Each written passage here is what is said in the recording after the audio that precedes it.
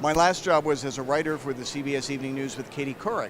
And I decided to leave all that behind shortly after I was ordained. I really wanted to do some work with the church and work for the church and take some of what I learned at CBS and bring that into my ministry.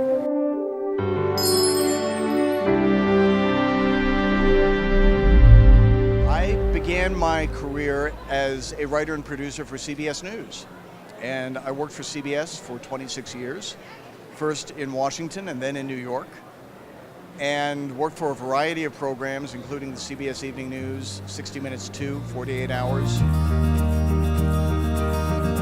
One of the things that I try to do, I'm not always successful at it, but I try to get multiple sources for stories.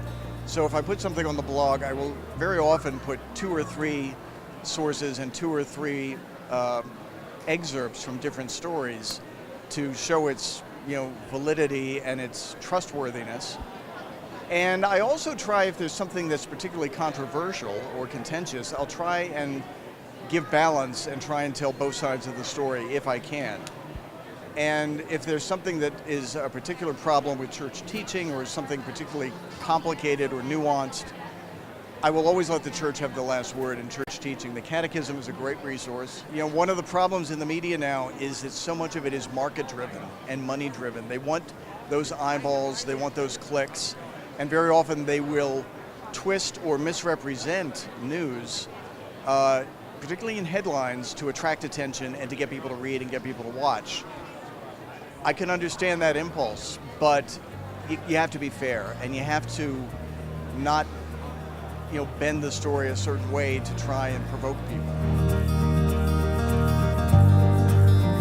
Who would not want to interview the Pope? I would want to find out what it feels like to be the Pope. We hear a lot of him talking theologically and, his philosophy about what the church is and what it should be. I want to know what it's like to get up in the morning and be the Pope, and what his day is like, his agenda is like, how he lives with that. How he lives with that weight on his shoulders. And are there days when he wakes up when he doesn't want to be the Pope? Would he rather have somebody else do it for a couple of weeks? You can't ever not be Pope. What is that like? How does that affect your philosophy and the way that you live? And how do you cope with that?